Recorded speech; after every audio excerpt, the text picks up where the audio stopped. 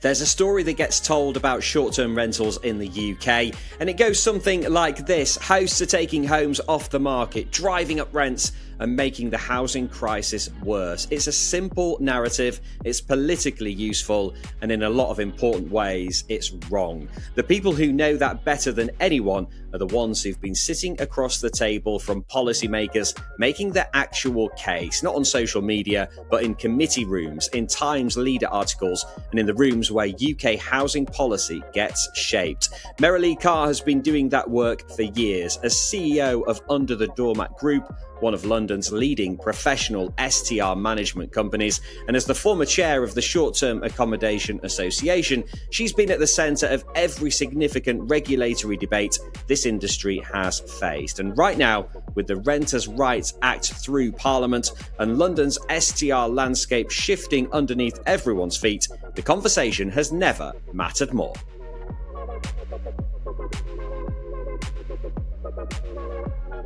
Welcome to the House Planet podcast. I'm James Varley, and today I'm joined by Merilee Karr, CEO of Under-the-Doormat Group. Merilee, welcome to the show. Great to be back. Great to have you back. You, of course, were our first ever guest on the Host Planet podcast.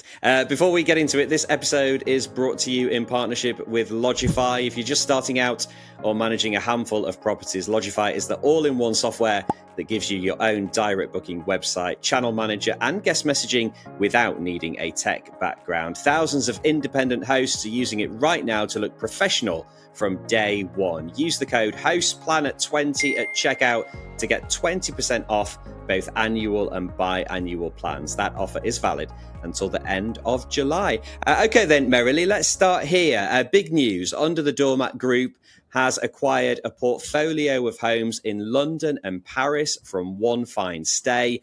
Tell us about this and how it changes your business.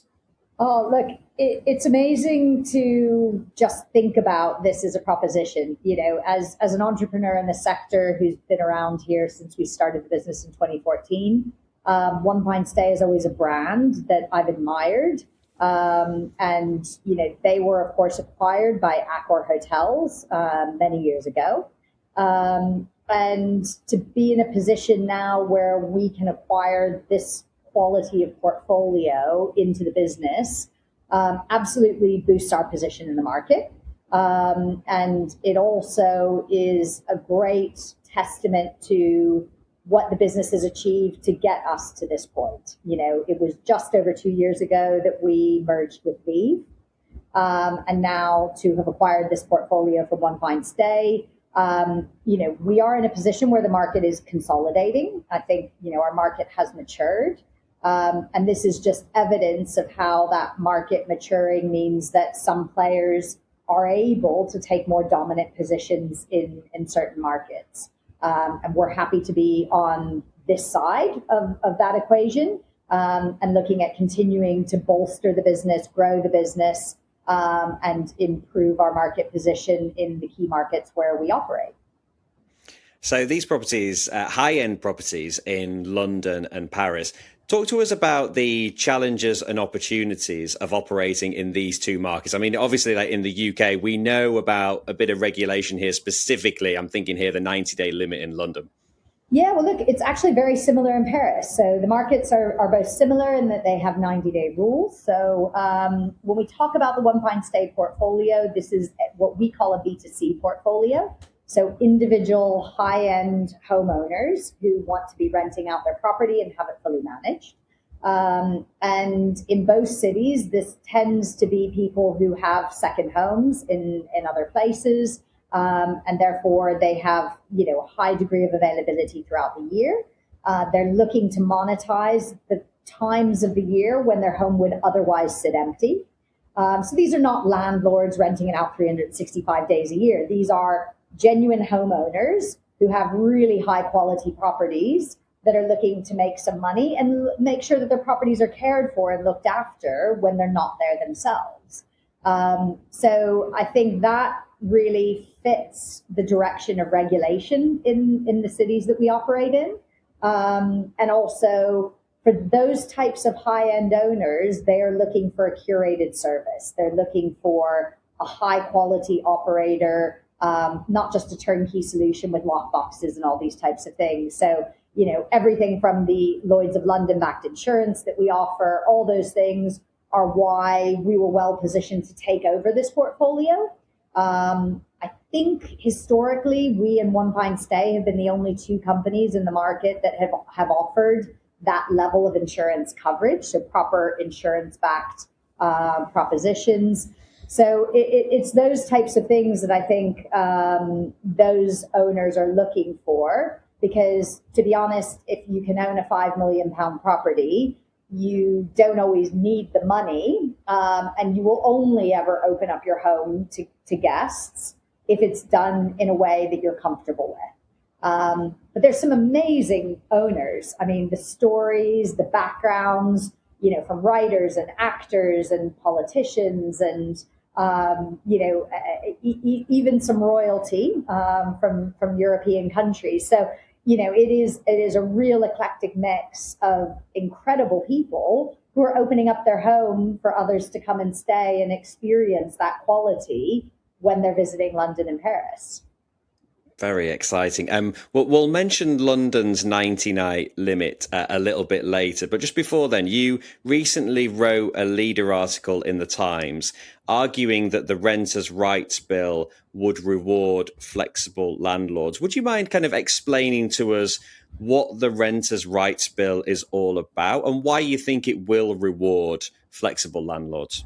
So the Renters' Rights Bill is really a pretty landmark legislation that's come in the UK. And the idea was that it should change the balance of power between landlords and tenants, giving tenants more flexibility, that they can serve notice more or less after they move in, through to things like making sure that you can't be forced to pay everything up front. Lots of other rules governing the way people can rent in the UK. Now, mostly the industry thinks this is the right move. But of course, there are a number of things that it generates. So the fact that tenants can serve notice straight away means there is no security of tenure for landlords anymore. You can't have like a year-long contract when you're kind of guaranteed an income. And what it also means is that you can't just decide that you want the property back at any point in time. You have to have a reason to have it back, and it has to be one of a number of listed reasons. You've got to apply. So there are a lot of restrictions around the way you operate a property if you're a landlord. All that's fine. And like any new legislation, the market will readjust to that, etc. But if you think mainly from an institutional landlord point of view, I mean, keep in mind, we've got the build-to-rent sector. You also have PBSA, which isn't directly affected, but is indirectly impacted by these rules. And in those segments of the market, they now have an uncertainty around what those income streams are going to look like moving forward. It will also be harder for them to raise rents. So the way they discount to get people in and then, would raise rents over time. A lot of those things are changing. And with that uncertainty means, of course, that some of the ways of operating will change. But it means that all the way up the value chain, from the lenders to the asset owners to the operators, they've got to strategically plan for the fact that their plans are no longer as secure as they used to be. And so the ones who are flexible and who see things like flexible rentals and short-term rentals as part of their overall mix are the ones who are most likely to benefit. Now, what we see are asset owners coming to us and saying, hey, we don't know whether we're going to have bigger seasonality gaps. We don't know if we're going to get gaps during the summer where we've had high levels of student population in our assets. And we don't know if there's going to be unpredictable churn within our portfolio. And so what we actually want to do is onboard our entire asset into Hosperia, our SaaS software. And then they can switch on any units as they come available when a tenant serves notice. And that just gives them the security of income on any asset throughout a year. Now, we were already seeing an uptake of it, in the build to rent sector and in PBSA over summers, et cetera, and people looking to maximize the yield on their properties and their portfolios. But we've seen that only increase because of renters' rights. Now, what this isn't is just a free-for-all, oh, well, let's take all these properties off the long-term rental market and throw them in short-term rentals. I mean, to be honest, I've never believed that's what our sector is good at. But it is about having this be a strategic part of your plan as an asset owner or as an operator, that you have that flexibility to switch on income streams whenever you get uncertainty, or whenever you get void periods, and whenever you need to support the overall portfolio and asset to deliver the NOI or the ROI on your asset over time. So I just think it is really an opportunity for this to become structurally part of your strategy, rather than something that you're just thinking of as an afterthought whenever an issue arises that you're not getting the levels of rent you're looking for. Does this make sense for a lot of London owners? Because I've heard this from property managers in London. They try to kind of switch between short-term rentals and mid-term rentals to get around the 90-day limit, but also because a lot of properties are geared towards that, and it just makes decent sense. Yeah, I mean, look, I think every property has its own mix. I think it is easier to look at this when you're looking at it at a portfolio level. So if you're thinking about, for example, a build to rent scheme, you often will see that they might have 10 to 20% of those properties on short term, and they can move those around in a building throughout the year. It's also important during things like lease up periods. So when an asset goes live and it takes a really long time before it's fully leased up. And then there are also different seasonal voids, as I mentioned, student populations who are looking to exit for summer, which happens also to be, of course, the peak period of our season in the short-term rental industry. So I think it's more of a mix alongside long-term. I've not really encountered anyone who's ever really cracked the midterm, short-term mix thing. Because there are not enough dedicated channels for midterm rentals. So while midterm can always be part of a strategy, and whenever we're doing short term, we are also always looking for those longer midterm stays, I think it is more about the overall strategy within a mix of long-term and short-term rental, as opposed to this kind of this ideal of mid and short-term mix to get past the 90-day rule. I don't think that really exists. Yeah, it sounds easier said than done, doesn't it? So London, of course, has this 90-night annual cap on short-term lets. It's been in since 2015. In practice, how well is it enforced, and is it actually achieving what it was designed to do? Well, look, I think one of the things that's always important to mention when you talk about the 90-day rule is it was actually a deregulation. So it wasn't that a cap was put in. I mean, that does happen in cities around the world, and we've seen that lots. In the case of London, it was a deregulation. It used to be that there was a rule from like 1958, which actually meant you couldn't do a single night of short-term rental in your property without getting planning permission. And so they deregulated to allow that for 90 days without having to seek any further permissions. And I think that was absolutely the right thing to do, because the activity was happening over the Olympics, all these sorts of things, and it reflected people's desire to earn an income from their property when they're not using it. I am a big believer that nightly caps set at the right level should work well. I do believe that level should be more like 140 nights per year, because it would be rare that ever below that level you would earn more in a year than you would on a long-term rental. So if the property would genuinely be available year-round, then it can be rented to a permanent person. But as we know, there are so many lifestyles of people living in London where their property would otherwise sit empty. I do think there are landlords who abuse the law. And I think that is where I think your next question will probably come on to the registration scheme that's likely to be headed our way. I mean, is headed our way. And so I think registration is a positive step and something as an industry we've been lobbying for a very long time, because it achieves two things. The people who are genuinely following the rules will easily be able to register. There's nothing to hide. They pay their taxes. They're doing things properly. And great, let's be counted. Those that are not following the rules are going to find it really difficult to register and declare that they are following the rules, because if you declare that and you're lying, I mean, you're in a whole different world than if you're just pretending you didn't know. So I actually think that is positive. I think it will also help to align a little bit better the supply and demand balance, so that the properties that are on the market can perform really well, and that people get really good results from the periods of time that they have availability, because the market isn't flooded with people doing it 365 days a year. Now, I did say the word flooded, and I don't really mean that, because actually I do still think the majority of people are following the rules. But let's be honest, there are some people who are not. And I think this regulation is scary for them, particularly if you're a property manager.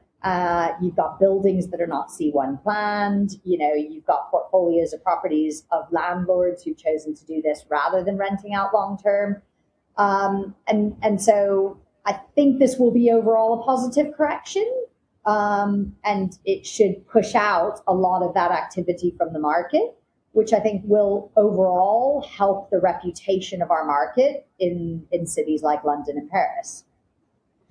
In terms of the short-term rental registration scheme, which we expect to be announced very soon, what difference will it make to the industry? And I'm thinking particularly from a data point of view here.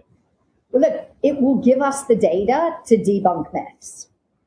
Today, the only way people get data is scraped data, from various different sources. And that data has, by its very nature, lots of imperfections.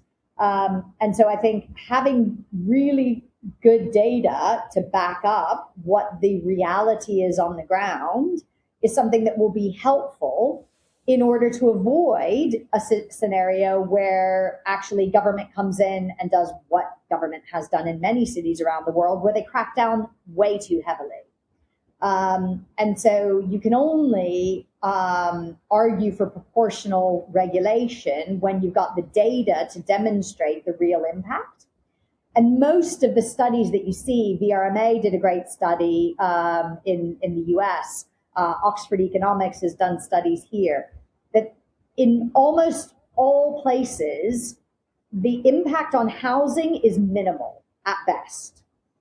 However, if you're a politician and government is not building enough homes, it is always easier to point a finger at short-term rentals and say, let's crack down on short-term rentals, than it is to build more homes, which is going to take planning and years and construction and all of the other things that you have to fend with.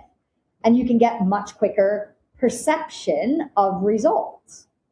So as an industry, that is a battle we will never stop, but we can get way better at having data and data points that actually demonstrate the real impact, which I still do genuinely believe is minimal. But in order to do that, we've got to have that data. So I think this is a massive step forward for us as an industry to get it. I think we should all be supporting it. I think we should be encouraging everyone to register, even if it becomes voluntary before it becomes mandatory, and to start being counted, so that those of us who are operating professionally can continue to improve the reputation of the industry. Absolutely. Let's stand up and be counted. We've seen a licensing scheme introduced in Scotland. What do you think the industry has learned from that experience? And is it a model that any other country should be following? Well, I'll answer the last question first. No one should follow that model. Thankfully, I think the Scots got it so bad that no one in England even wants to follow that model. So in some ways, the disaster that is the regulation in Scotland probably serves as a model of what not to do. So helpful, not helpful, I'll leave that for everyone else to decide. But in any case, it is not a model that should be replicated. It's hurting Scottish tourism. It's hurting the fringe. It's hurting, tourism as an industry, not having that choice available for people. But it also hurts ordinary people who want to rent out their property and earn some income. Putting barriers to that ability to rent it out and earn that income is something that I don't think is helpful for anyone. And I think what we are seeing, at least in the direction of travel in England, is that they want to gather data before they make further decisions. They want to make them in a logical and proportional way. And I hope that that is the dialogue that continues, because that's great for us as an industry to be able to assess the impact of each step along the way. But it is also true, whether it's Scotland or whether it's Amsterdam that's gone down to 30 days, what governments risk is they risk killing the professional segment of the market. Because if there is not a genuine business opportunity, what you end up with is a sector that is made up completely of amateurs, pushing stuff underground again, all the things that we want to get away from as we grow up as an industry and professionalize. So I think overregulation never delivers a real value in the end, whether that's New York, whether that's Amsterdam, whether that's Scotland. These are all examples where it has probably not delivered the benefits that they were hoping.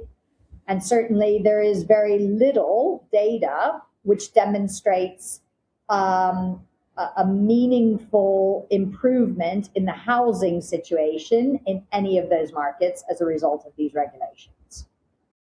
Absolutely. Let's pause here then, because if you are a host or property manager in London or anywhere that's starting to feel regulatory pressure, we want to hear from you. Are you following this stuff closely, or does it feel too far removed from your day-to-day? Drop a comment. I'm curious how much of this is landing with people running actual properties. Moving on then, Merilee, is there a country or a city that has got short-term rental regulation broadly right? And what can the UK learn from that? I mean, look, I think there are regulations around Europe and around the world that in pieces work well. I think registration as a model is something which is really positive for all the data reasons, for debunking myths, for having that industry knowledge. I think where it can be free, low cost, centrally managed, declaratory rather than like waiting for a permission. All of those things are the kinds of components that work well. I do think night limits can work in some combination, but again, only when they're set at reasonable levels, so that, ultimately, I see our sector as fundamentally one of the most sustainable ways to grow tourism. And that sounds contradictory to everything you hear out there. But the reason why is if tourism is growing across the world, as people become more wealthy, they aspire to travel, they want to have these experiences when they do. What we want to do is not spend all the land resources that we have building new hotels. It is far more valuable for a city to use the empty homes that would just be potted around the whole city. It disperses tourism, spreads it more evenly. All the shops and restaurants and businesses around the city benefit. And you don't have to build a single new building. Then you can use that land to build more homes. So, if you really look at it from a macroeconomic point of view, if you are going to be growing tourism in a city, and let's be honest, places like Barcelona and Amsterdam want to shrink it. So fine, their policies are working to achieve that. Most places want to continue growing tourism because it means you're growing GDP. you're growing jobs, you're growing opportunities. And so as long as a location has a strategy to grow tourism, this is the most sustainable way to do it. And it should, in the long term, be the way that also generates the ability to deliver the most affordable housing. Yeah, utilize what you have. It's as simple as that. Let's talk about the STAA then, the Short Term Accommodation Association, which you were heavily involved in setting up. What do you hope it will achieve in future now that Janet Uttley has taken over from Andy Fenner as the chief executive? I mean, look, I think it's fantastic that we have someone like Janet who comes from roles where she understands policy, she understands the whole environment around legislation in the industry. And also, of course, coming from the DMO, coming from Visit England, she is someone who understands how to promote tourism, how to collaborate with all of the different entities around tourism. And I think that just continues the direction that we'd set from the outset and that Andy was a fantastic advocate for, which is that we want to be an association which is collaborative. We want to be talking about tourism more broadly. We want to speak as a single voice as an industry. And that we want to represent everything from an individual host all the way up to the big global OTAs. And we want to do that in a way that is inclusive. So for me, I think Janet is a great person to be taking that banner on. And I think those goals are still the goals that the association has under Graham's leadership. And, I think he's been a fantastic chair through this transition. And I think the association is really just going from strength to strength. I also think there is a big role to be played globally in associations working more closely together across Europe, with North America, and globally. And the Global Association Network that Andy started and that Simon Lehman is also now involved in is a fantastic initiative to be bringing us together and collaborating across the industry globally. And I really hope to see more of that because that's something I've always believed in, that we're going to be much stronger working together, not just across tourism in the UK, but working globally as an industry, sharing best practice, improving the perception of our industry, and having really strong foundations for lobbying to ensure that our industry has a strong voice. Exciting times for the STAA with Janet's appointment. Then just moving back to Under the Doormat Group, you quite recently raised $7 million in funding from Omran Group Partners, which is based in Oman. Tell us what this investment will achieve and particularly how it will support the growth of the STR industry in Oman and the wider Gulf region, because this looks like to me, I spent 10 years living in Qatar and I can see the growth in the different GCC countries. Well, look, I think we often are talking about restrictions and the industry under pressure in places like North America and Europe. One of the big growth markets is the Middle East, in my opinion. And actually, I think it goes beyond my opinion. We see that is an area of growth, as you mentioned.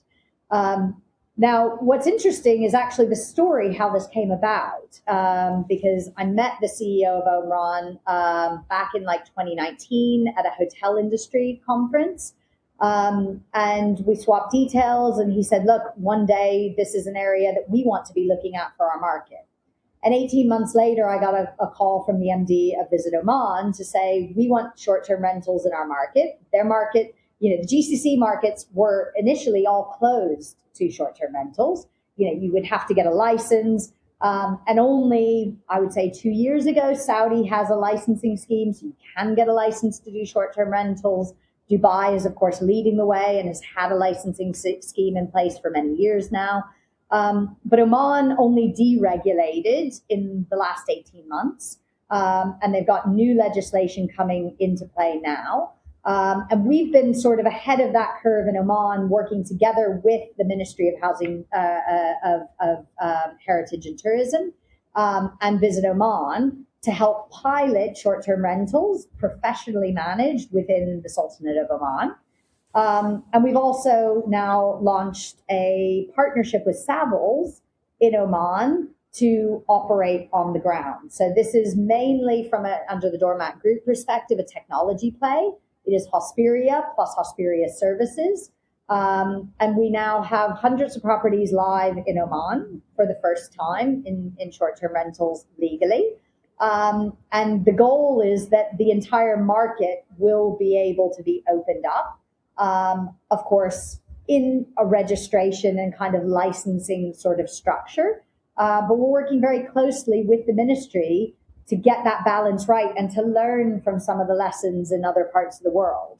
And so I think that's really exciting to be working so closely with government and with the tourism industries in the region to be able to open up our sector and learn from the best practices globally, and to take some of the technology that we developed as PMS technology and look at how that can help, entire markets to open up in a much more in a much bigger way, so that international tourists going to these markets are not only left with the choice of hotels. They now have the choices that they're used to having in Europe or North America.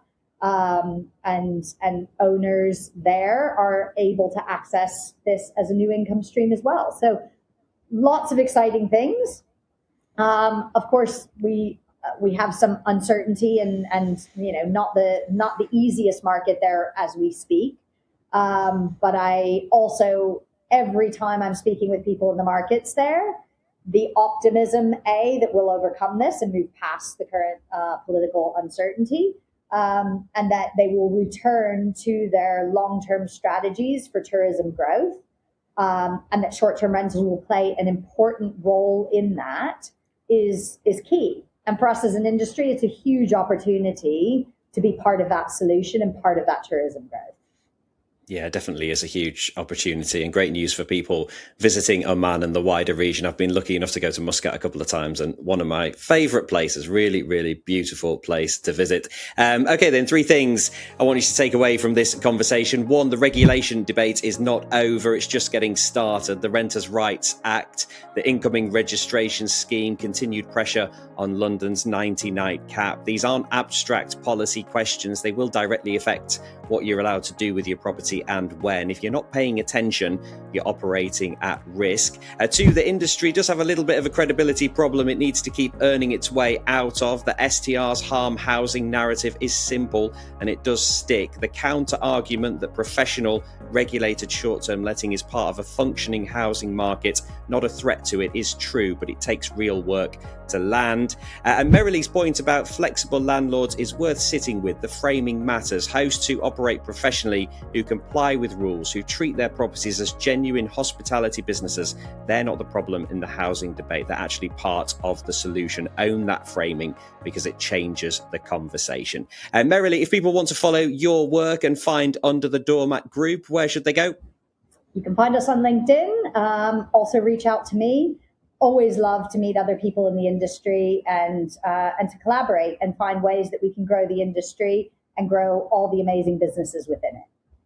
Superb. It's been a real pleasure as ever, Merilee. Thanks for joining us on the Host Planet podcast. If you found value in this episode, please like and subscribe. It genuinely helps other hosts find this show, and that's the whole point. Host Planet exists to make short-term rental hosting smarter, more profitable, and more sustainable wherever you are in the world. This episode was powered by Lodgify. Use the link in the description to check them out and grab that special offer. Thanks for joining us on the Host Planet podcast. Until next time, happy hosting.